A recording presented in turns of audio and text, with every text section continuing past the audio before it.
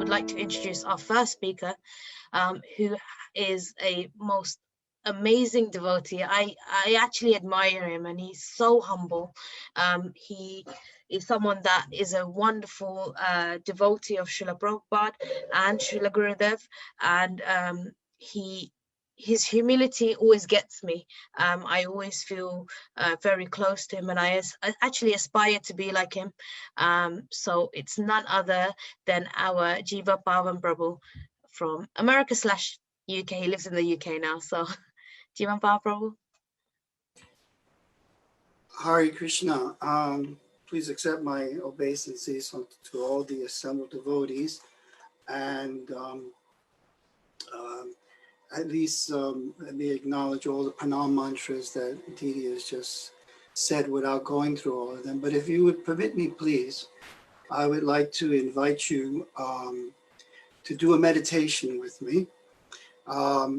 If you would, in your mind's eye or in your heart, please welcome Srila Gurudev, Srila Prabhupada, Srila Bhaktivedanta Saraswati Thakur, Bhakti Pradhyana Keshava Goswami, all the way through our parampara, especially Bhaktivinoda Thakur.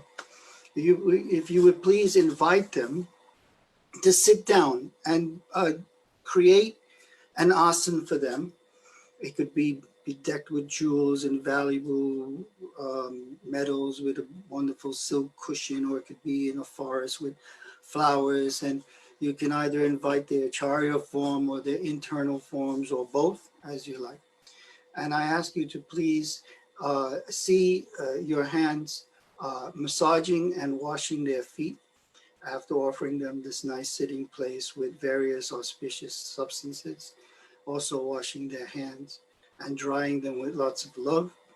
And then I would ask you to kindly please imagine this throughout the entire Guru Parampara, but also we're inviting Shamananda Prabhu and Narottam Das Thakur and so many Vaishnavas and sages. Narada Muni has come. We want everyone to come in our meditation to listen to our Harikatha today. And they should all be welcomed equally in this wonderful way, and we assist them. But especially today, we want to welcome and offer our pranams to Raman Manjari Srila Gurudev. I will just read the translation to his pranam mantras. I offer my pranama to Om Vishnupad Srimad Bhaktivedanta Narayana Maharaj, who is very dear to Srimati Radhika. Srila Narayana Maharaj is expert in describing Krishna Lila.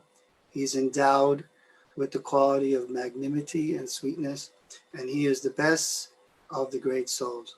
Because he is always relishing Krishna's sweetness, he is able to freely distribute that sweetness to others. I bow down and place my head at his feet.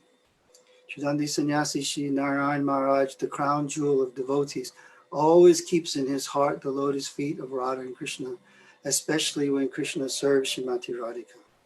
He deeply meditates on Sri Chaitanya Mahaprabhu and the internal reasons for his descent. I bow down to the lotus feet of Srila Narayana Maharaj, who possesses innumerable transcendental qualities.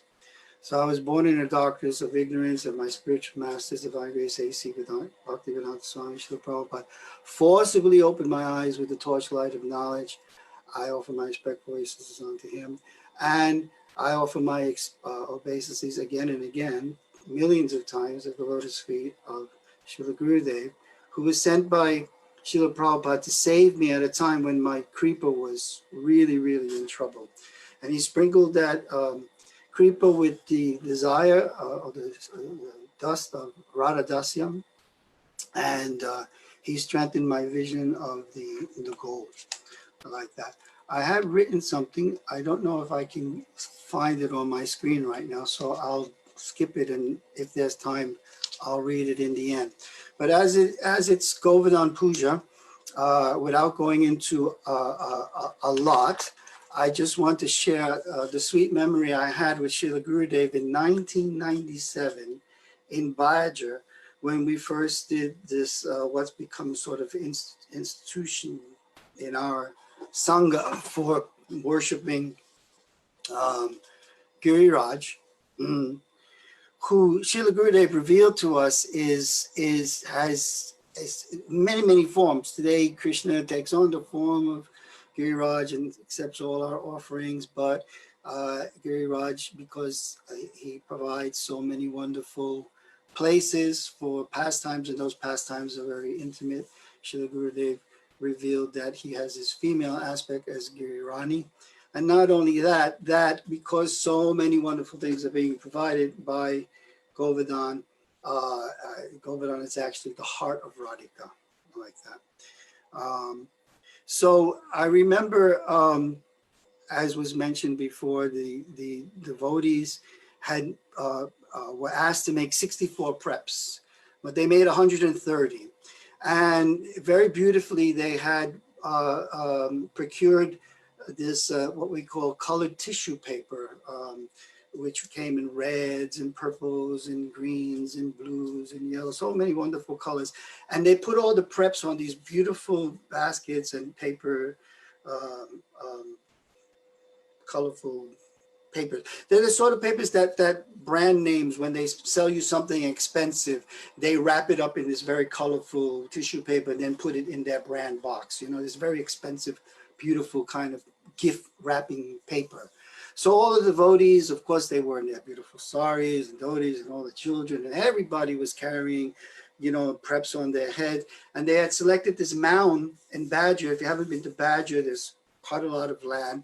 And they taken a mound, and on that mound, quite conveniently, there was some protruding stones, which were perfect. And my service, I had already prepared a bathing receptacle. I had all of the Govardhan Shilas that from other devotees on the mound in such a way. And my Govardhan, which I don't know if you can see him from here, but he's fairly large, and he's this shape.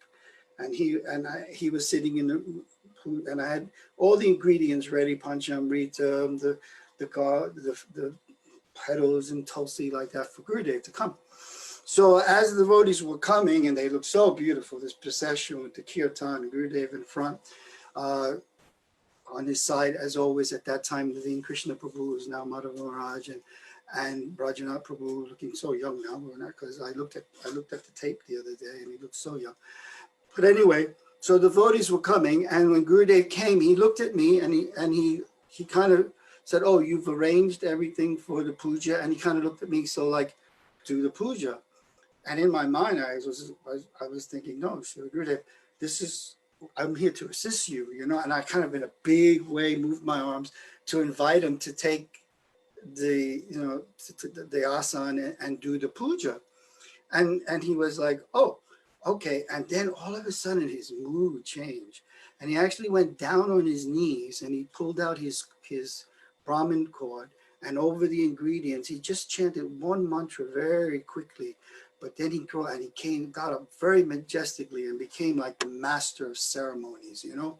And it was very clear from the beginning that he wanted to involve all of the devotees somehow, you know. So he looked and he asked for flower petals, and I had some there, because, you know, the puja requires that you welcome the deity and you offer flower petals and all that. But he said, no, flower petals. You know, he wanted all the devotees to have flower petals, you know. So quickly a message was made, you know, and some flower petals were taken from the flowers I had, and someone ran and got a bowl of flower petals, and they were all being, you know, distributed to the devotees like that. So from the very beginning, Gurudev was like doing the puja and teaching how to do the puja. He would chant the mantras out loud, have everyone repeat them, and then he would have them, you know, do kirtan. And in my mind, I was just thinking all the time, this is a pure devotee, this is a pure devotee. I have to make sure I don't spill anything on him, like ghee or yogurt or something like that. I got to make sure I do everything he wants the way he wants. My mind was like, oh, you know, really, you know, I don't want to offend them. You know, everyone's watching. You know, I was like really, really nervous. So you know, he started with acha ida acha maniyam, and like then the pros repeated like that, and tailam and this and that. And eventually, you know, the puja started, and I gave him the first ingredients, which was milk. And I had a golden conch shell at that time, a conch shell with wrapped in silver that was gold plated. And I put the milk, and he offered a little bit of milk to the deities. And then he asked for a bowl. And I was bewildered because, usually after the puja, when the plate gets a little filled, is when you ask for a bowl, and he had just started, and I was like really confused. He wants a bowl. He wants a bowl, and I went like, how big? And it goes that big, and I sent the devotee, and they ran, and very soon I realized that although I had set up just enough ingredients for him to offer, he had a different idea. And what he did with that bowl was, after he offered the milk and the yogurt and all that, whatever was left in the receptacle, he poured into that bowl and he mixed it, because what he wanted was that after, with hindsight, I remember he had offered his bhav through these ingredients. He wanted these ingredients mixed so that at another point in the puja, he invited all the senior devotees, especially the ones that lived on the properties, and the ladies who were, and he made it very clear, those who were initiated with Diksha, that they should come up, and they did. And from that mix, he had them also bathing the Shilas. He also wanted all the Shilas to come into not just one Shila, because I was thinking, well, this is the hill, one Shila from. No, he wanted all the Shilas. So fortunately, they all fit. They all went in there, and so devotees were offering like that. And Gurudev stepped to the side, and I looked. He was by a tree, kind of, and I was really pleased to watch all the devotees, senior devotees, offering, and then they went around the hill. So they disappeared out of my sight.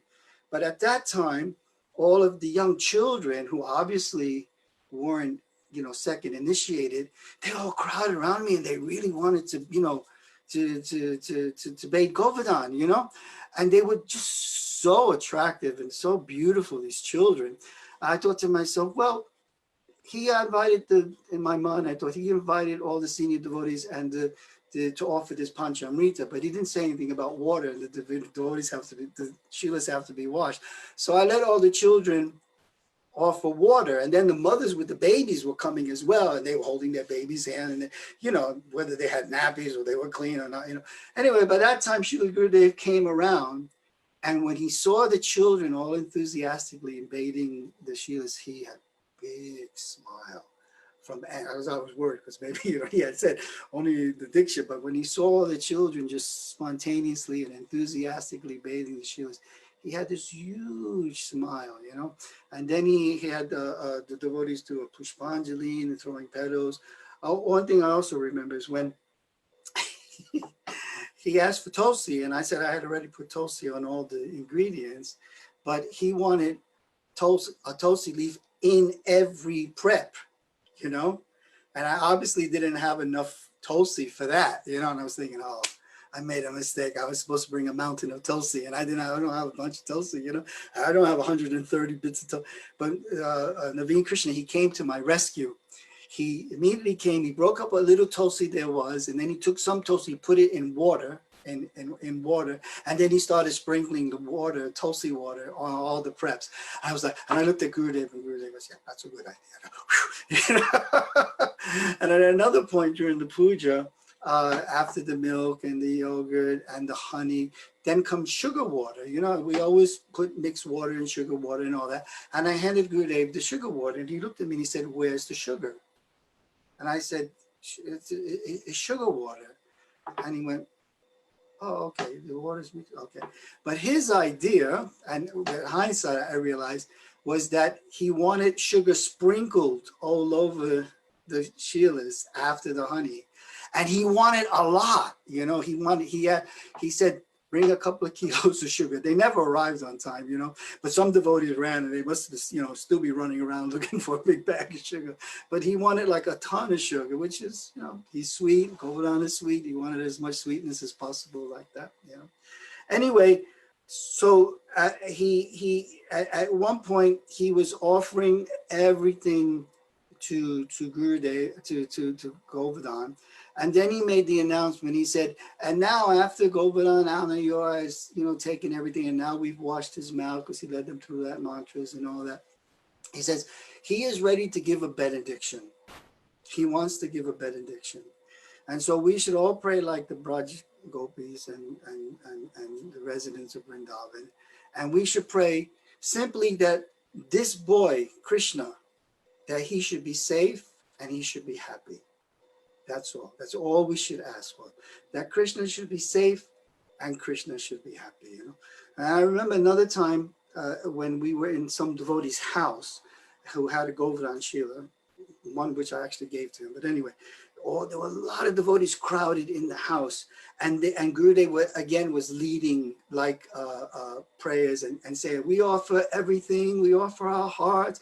And he would say something, the devotees would repeat, and then he would try to give the devotees instructions, and the devotees would repeat the instructions, and everyone would laugh, you know, because, you know, Gurudeva would say, no, that's what I say, not what you say, you know, that sort of thing. But then again, he came to this point where benedictions, and at that time he went a bit further. He said, when we ask Govardhan that he give us this love of Krishna in the wake of the gopis, in the mood of the Manjari, serving Rupa Goswami, and like this, and you know, he just gave the whole internal ultimate Siddhanta, and he said, and we ask for this, and we will not accept anything less. We ask for nothing more, and we will not ask for anything less. And the devotees were like so ecstatic, you know. So that's, I thought I should go a little bit into Govardhan in my memory from 1997. And I think the following year, 1998, was when we were in the devotee's house. But I have another, am I all right for time? Yeah, I have another memory. If anyone has been to Badger, they know that there's a very nice swimming pool. And by the swimming pool is this nice white wrought iron furniture, like iron table and chairs painted white with an umbrella for shade. And from that table, there was a path along the side of the house that went to Gurudev's rooms. So that morning, we had been on a morning walk with Srila Gurudev. And I had never been on a morning walk with Srila Prabhupada. It was something I always wanted, you know.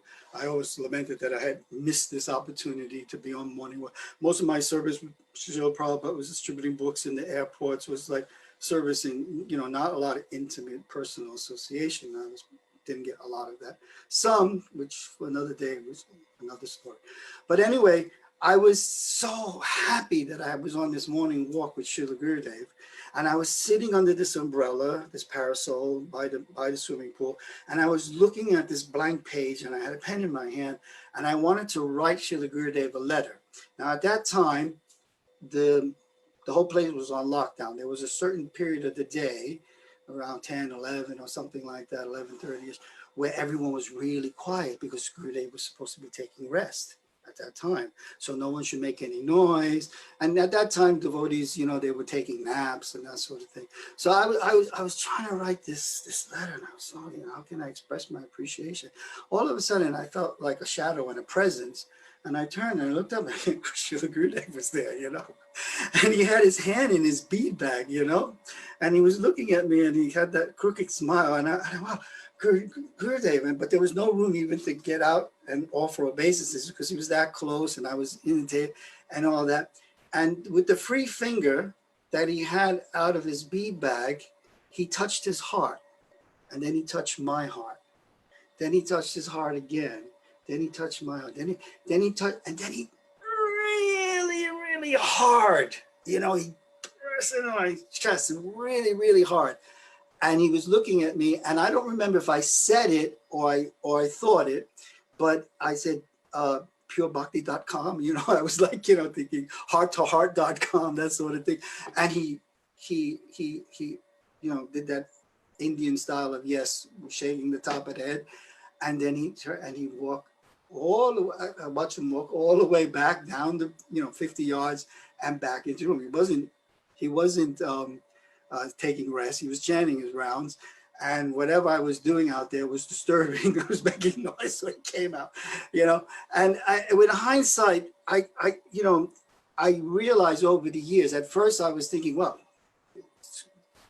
pure devotee is the external manifestation of Super Soul, and you know, he got my message, you know, that I was trying to transmit, you know, because he understands what's happening in the heart, super so. But over the years, I've realized that actually it's more deep than that. You know, he was telling me that, you know, the external is there, and you want things externally, things need to be expressed sometimes, yes, but more important is go internal, go internal. I can hear you inside. And not only can I hear your heart, I am giving you my heart. I am trying to impress my heart on yours. Anyway, there's I'll just go in the order I noted them. Before we were in Badger, we were in LA, and we had darshan with Gurudev, and at one time he said, how do we approach Lord Chaitanya? How do we understand the Lord Chaitanya? And at that time I was like, oh, I know this, you know, hey now, Radha Krishna, without approaching Lord Nityananda, you can't approach it. So I raised my hand, I quoted the verse, and I said, and he looked at me and he said, no. He said, without understanding or approaching Srila Bhaktivinoda Thakur, you will never understand anything about Sri Chaitanya Mahaprabhu. And I was like, whoa, you know. And then he asked for the song Yashomati Nandan. And one devotee started, and he said, no, not that tune. Another devotee said, not that tune, not that tune. And I thought, well, the only tone I know is Yasomati Nandana Braja. Maybe he wants that tune, you know. So I started singing it, and he said yes, you know. And I felt relieved, you know. And then, you know, and not to go through the whole song, but he stopped at each line and he explained each line like that. And that's a sweet memory I have of Srila Gurudev. Another time when we were in Russia, I have this remembrance of Srila Gurudev. The devotees in Russia were quite excited that Gurudev had come. And when he did the first program in Moscow, there were so many devotees. It was like being in Navadvip trying to get through the crowd, you know. And Gurudev was so kind that he was, you know, going like this over everybody's head, and he was touching their heads with roses. They had given him some roses. He was throwing the roses and like this. And he made his way to the car, and he sat down in the car that was waiting for him. And you know how Gurudev always raised his hand in a blessing like this, you know. But the devotees in Russia, they were so sweet and so innocent that they started putting their hand on his hand, palm to palm, like this, you know. And at first, and he let them, you know. They were all doing that. And then the devotee that wanted to drive Gurudev away, he you know, he rolled up the window, you know, like that. And I remember seeing this one Mataji, Russian lady. She was so desperate. She wanted to touch Gurudev's hand that when all the devotees stopped because the window went up, she came and she pressed her hand against the window. And then Gurudev looked and he pressed his hand on the window to her. He touched her hand through the window. And she was crying, you know. You know, so loving, so sweet. Also, in Russia, I don't know how many devotees on this group had the chance to go, but what had happened in Russia was that the devotees had rented what used to be a training camp for communist children. So there was these big building, but plumbing that didn't work properly, and you know, but all the rooms were gray, concrete gray, you know, a la socialism, you know, and they were quite big. The floors were concrete, the walls were concrete, you know, and once during the festival, I found myself in a room that was filled with all the deities that the devotees wanted Srila Gurudev to perform the Pran Pratishtha ceremony, you know, the opening the eyes ceremony, you know, breathe life into the deity so they can worship the deity. And so there was like Gaunitais, and there was Radha Krishnas. There was like so many. And I was alone in the room. I was chanting my rounds because the room had a good echo. I was like, Hare Krishna, Krishna, Krishna, you know, like really loud. Like this. And again, Gurudev just sort of like appeared, you know, over my right shoulder again. I was like, Gurudev. And he said to me with a crooked smile, are these all your deities?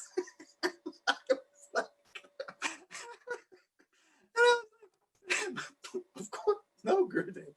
And then he just made a bigger crooked smile, and he went, you know. And the thing is, for many years, for a long time, Gurudev had been giving me hints because I had like a large array of Shalagram Shilas. I had, you know, Kurma Shila, I had Varaha, Nishring. I had so many Shilas. I had one Krishna, I had Govardhans, I had Dwarf. I had like a mountain of Shilas. It just happens when you take up, if you take up Shalagram worship, they all start coming, you know. And he was kind of like hinting that to me that I should, you know, focus on one Thakurji, you know, like that. Anyway, to make a long story short, to the point where I had a dream where all the Shilas had went into my Krishna Shila, and I eventually gave them away. But I didn't realize that Gurudev actually was asking me to give him the Shalagrams because he wanted to use them in opening a temple, specifically a temple in India, because the locals don't recognize a temple unless there's Shalagram there, you know. So I got half the message right, but I blew it by, you know, without asking him. I should have asked him, you know. So I learned lessons from that, that you might get a hint from your guru and you might think you know what he's saying, but you should confirm with him. You should ask. You should ask, you know, I've gotten this clue from you. I think this is what I should do. But just to be sure, I'm asking, what do you want me to do? Because, you know, I definitely made a mistake. What happened in Germany? I wrote something down. Oh, anyway, I'm remembering a time in Mathura where Gurudev had just finished speaking a little bit about the Ritvik philosophy, and he called it Kacha philosophy, which, you know, literally means garbage. But he explained it more that this philosophy is like when faith has been broken, like a clay pot, and you're taking the pieces and you're gluing them together to try to make a new pot. But it will never hold water. It will just fall through, you know. So he was, you know, like that. So I was so impressed with his simple analogy that when he was going from where he had speaking, going up the stairs to his room, and I was kind of a little bit ahead actually. I saw him coming up, and I said, "Srila Gurudev, may you live for 100 years." And he looked at me very seriously. He said, "Please do not curse me in this way." Like that. How am I doing for time, Prabhu? Jiva Prabhu, you've got a minute left. All right. I have some other memories, but I will bow out here. I'm going to try. We'll bring you back, Prabhu. I just want to finish with, if I can, I want to read a very short offering. It's not long at all. And here it is. It says like this. Oh, Gurudev, today a memory of you came to me like the night queen jasmine and the scent of the early morning Parijata flower in Vrindavan. I miss your crooked smile, which always confirmed that surely you know something I do not know.